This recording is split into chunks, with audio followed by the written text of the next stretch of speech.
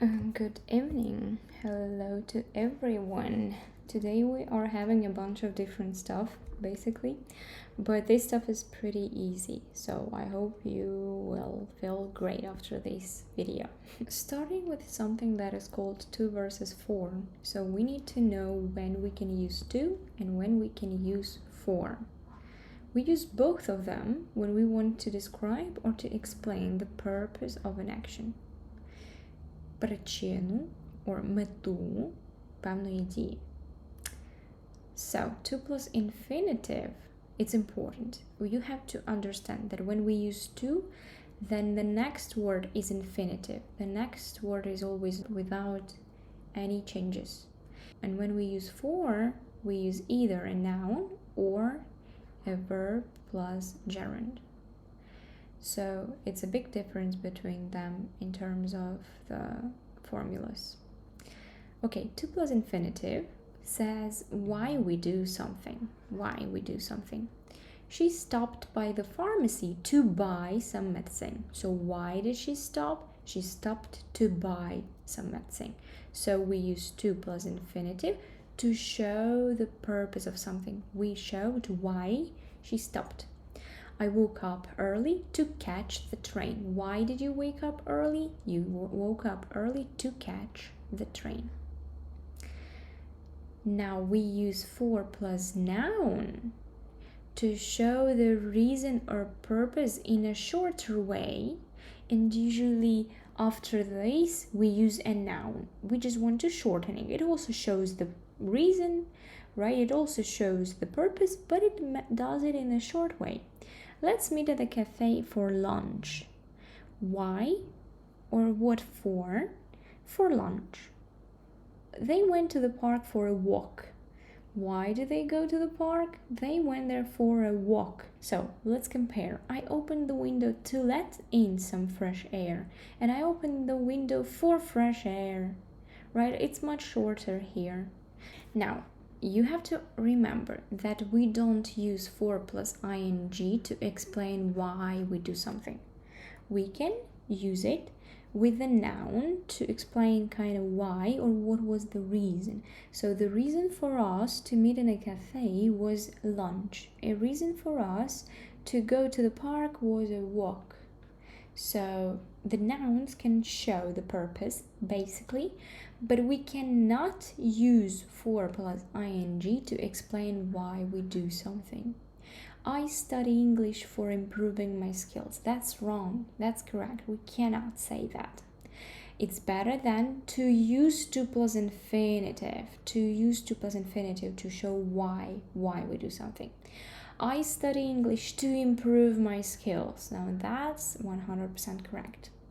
She turned on the radio for listening to music. That sounds not good. That sounds bad. She turned on the radio to listen to music. Yeah, 100%. We use to plus infinitive to show the reason, the purpose.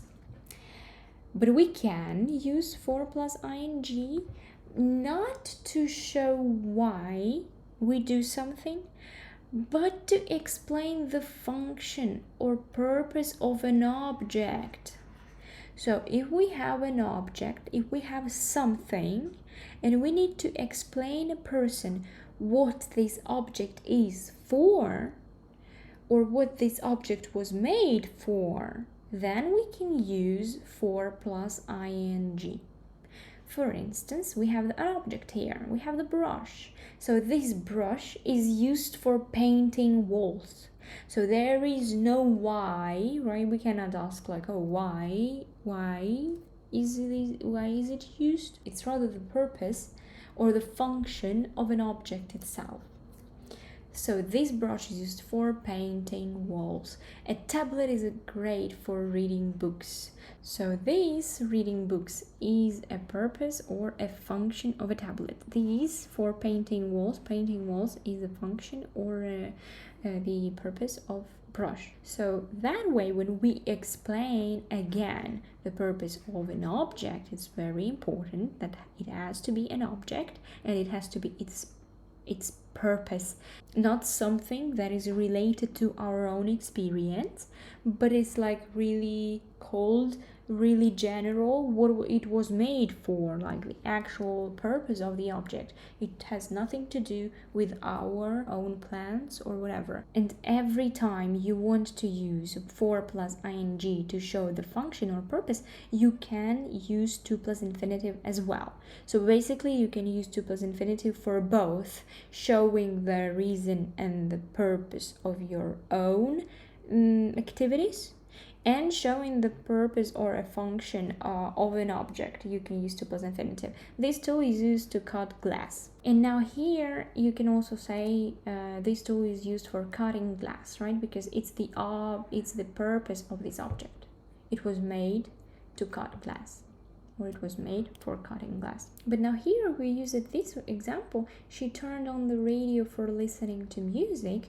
It sounds wrong because she did it because she wanted to listen to the music, right? It was her own goal, it was her own purpose, it was her own reason, right? Not the object's reason, not the object purpose. She turned on the radio for listening to music. So now if you use gerund plus infinitive here, it looks like this listening to music is not her purpose. It doesn't mean that she wanted to listen to the music, but it means that this is the radio purpose, it's the radio's function. So we don't know whether she really wanted to listen to the music, we just know that this radio was made for listening to music and she turned it on, right? So it's different. Like, we didn't mean that, we meant that she turned on the radio because she wanted to listen to music. So in this case we can only use to plus infinitive to show that it was her personal desire, her personal plan, her personal intention. So that's all about for versus to. Again, remember, so if we want to show the purpose or the reason for something, we can use to plus infinitive or for plus noun. For lunch, for a walk, for the joy, for fun, and so on. And to show the function of an object or the purpose of an object, we can use either for plus ing or to plus infinitive. Okay, now we have another topic, another little small topic. It's called relative pronouns. So relative pronouns add an extra information about an object or a subject of the sentence. So we use them to highlight something additional about a person in the sentence or an object in the sentence. Who, which, where, that. Who we use for people, which we use for things and animals. But here you must be attentive, because which is used for animals when we talk about some animals that have nothing to do with us. Not our family members, not our like book characters that have personalities and so on. When we do give a personality to an animal, we then consider it almost like a person. We then say that it's he or she, and then we also say who, not which. So the nurse who helped me was very kind. So the nurse who helped me was very kind, right? So that is an extra information about this nurse who was very kind. Who helped me, we added that additional information about her, and this word who helped us with that. So when we now want to talk about things or animals, objects and stuff, we have to use which. We cannot say who. This is the book which inspired me. We cannot say this is the book who inspired me. Who is only for people and sometimes animals who have their personalities. And now we have where, it's for places. That's a cafe where we first met. And that is really universal, like it's very general. We can use it instead of who and instead of which. So it actually simplifies things. We now don't have to think, oh, is it a person or it is an object? Or we don't have to think, oh, is this animal a personality? And so on. We can just say that. That replaces who or which. If we use that, and we do not need who or which. And that works for everything. People, objects, animals, everything. She is the teacher that explained it clearly. I lost the bag that I bought yesterday. So we can use both that or who here, because it's the teacher, it's a person, or I lost the bag that or which I bought yesterday, because it's an object. Now, what you have to avoid making such mistakes as using what instead of that, or instead of who or which. Remember, we cannot say what. That's the student that I told you about, or that's the student who I told you about, but not what. We don't use what in these cases. In the next one, sometimes it's very important not to forget to use those relative pronouns, because if the sentence has the second part of it and the second part doesn't really have a subject, then we have to use who stole my bike. We cannot say that's the man, he stole my bike, right? That's the man who stole my bike. So moving on, and now we have to look at this table. Talking about different things, you have to be careful, because in English they change a lot. These pronouns change a lot. We have something called subject pronoun, object pronoun, possessive adjective, and possessive pronoun. So subject pronoun: I, you, he, she, it, we, they. So basically the subjects as we are used to them. Now we have object pronouns: me, you, him, her, it, us, them. What is that? So I remember I have already told you that we have some sentences in which the verbs have their objects. For instance, I surprised him. So if I just say I surprised, it sounds weird, like I surprised who? Who did you surprise, right? So this verb has its object. I surprised who? I surprised him. Or I saw you. This one also has its object. I saw who? I saw you.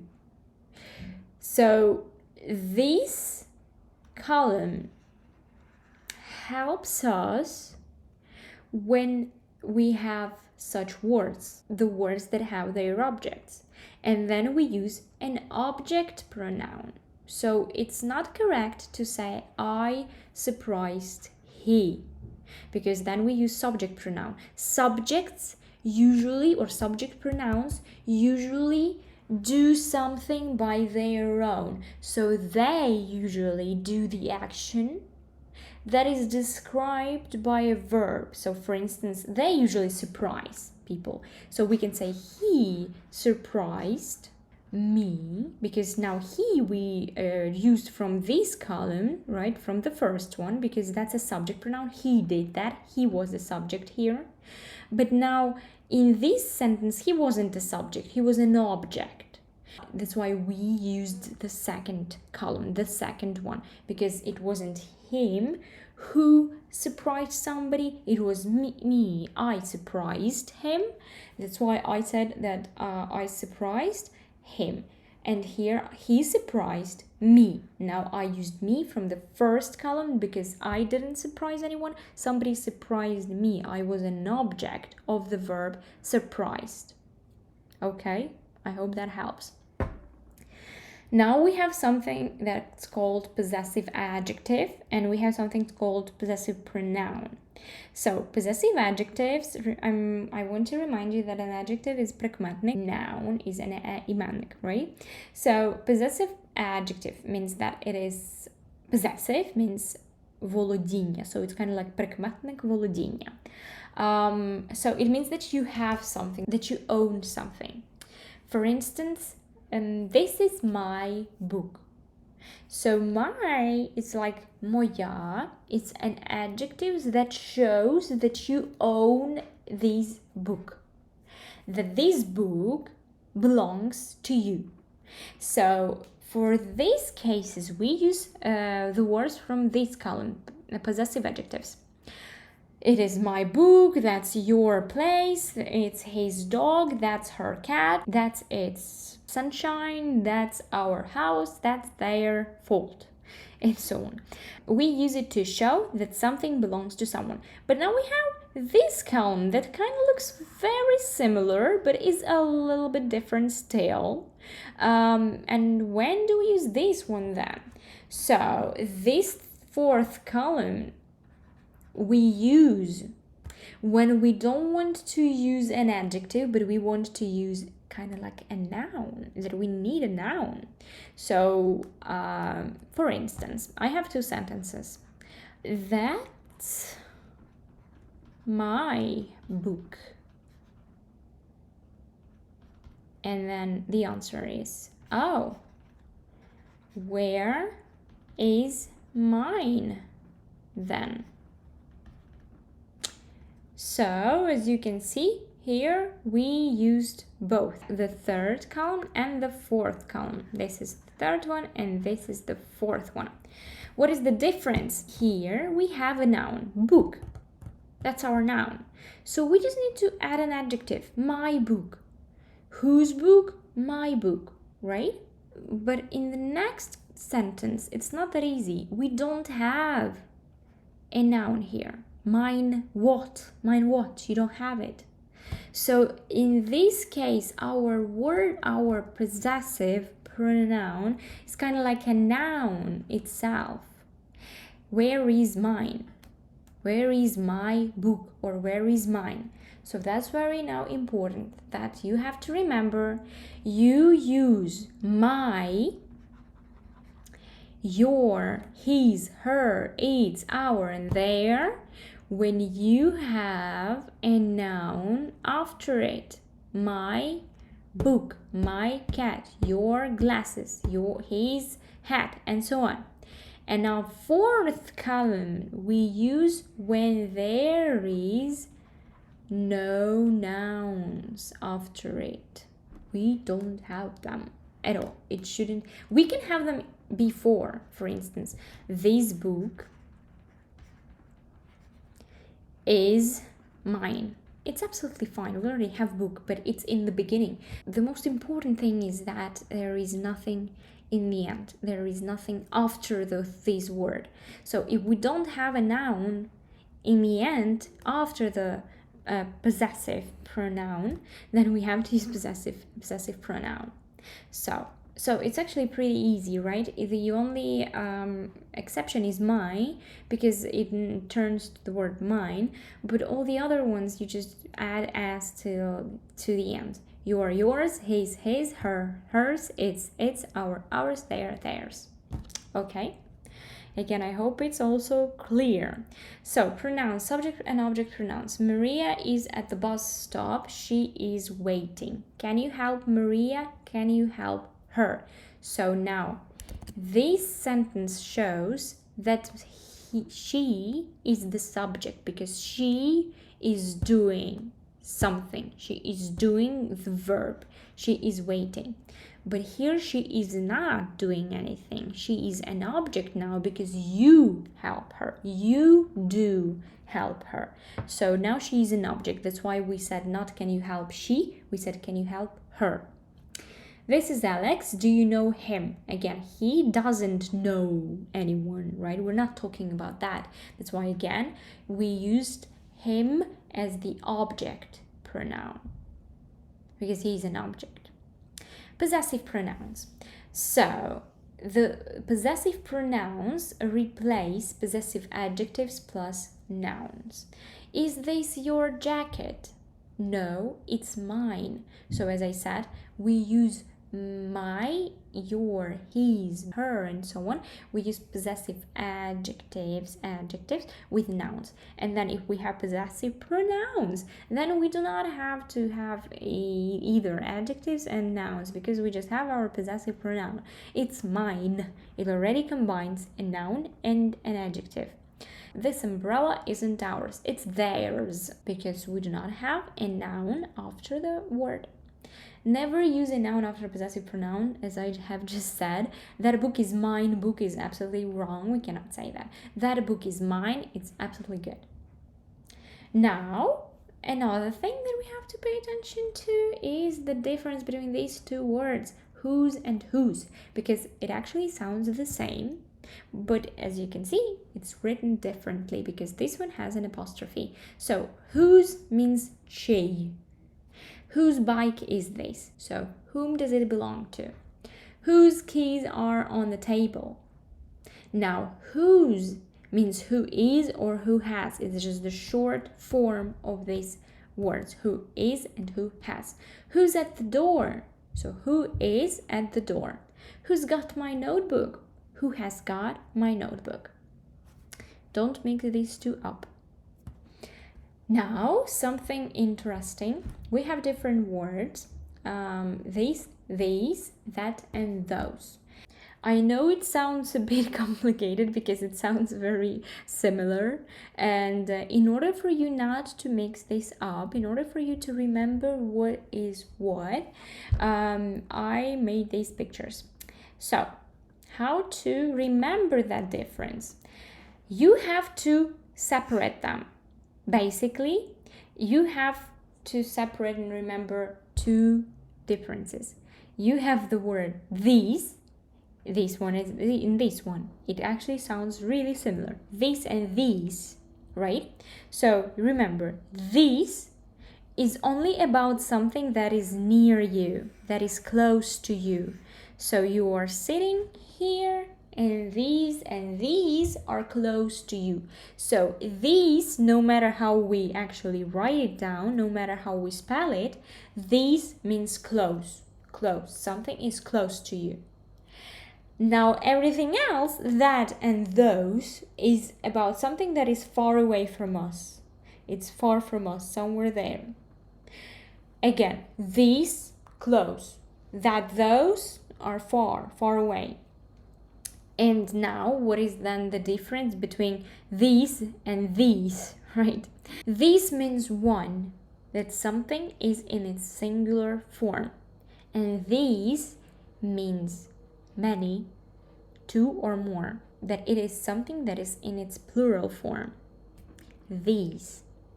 How to not mix them up. So how to remember that? These has 4 letters. These has 5 letters. So this one means more, right? Because it's longer. The word is longer. The word has more letters. That's why it means more. This one is shorter, it only has 4 letters, so let's think that it's only 1. So if we have these, it means that something is close to us, and then if we have more letters, then it means that something is in its plural form, and we have a lot of it, or we have at least 2 of it. And then if we have these, it means that we just have 1, but it's close to us. Now that and those. Also remember, the one that has less letters, the one that has 4 letters, I guess it's 4 letters, it's something that we have in a singular form, that.